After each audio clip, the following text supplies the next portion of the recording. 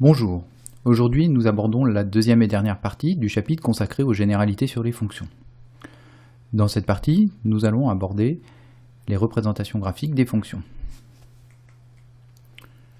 Si f est une fonction définie sur un ensemble D, on appelle courbe représentative de la fonction f et on note CF l'ensemble des points de coordonnées x, y, tels que le point x appartienne à l'ensemble de définition D et y égale f de x. Une courbe représentative est donc un ensemble de points de coordonnées x, y, tels que le point x appartienne à l'ensemble de définition de D, comme nous venons de le dire, et tel que y soit l'image de x par la fonction f, y égale f de x. Considérons alors une représentation graphique d'une fonction donnée. Alors cette représentation graphique va nous permettre de déterminer des images et des antécédents de manière assez simple.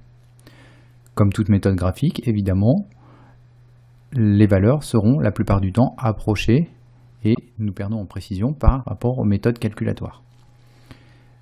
Sur ce graphique, nous pouvons lire par exemple que l'image de 2 est 1, puisque le point ici de coordonnées 2, 1 fait partie de la courbe représentative de la fonction. Nous remarquons également que la valeur 2 a pour antécédent moins 3, environ 0,25 et environ 3,75.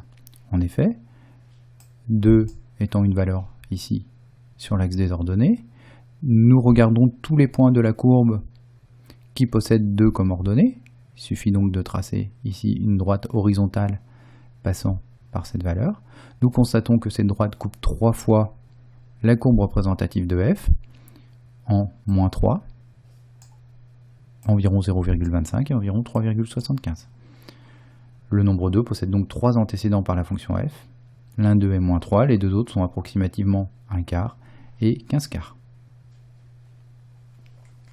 Pour terminer, une petite remarque, un même nombre par une fonction ne pouvant posséder qu'une image. Toute droite verticale ne pourra donc couper la courbe qu'en un seul et unique point. Si je considère une droite verticale, par exemple ici, elle ne coupera la courbe, ici CF, au maximum qu'en un seul point.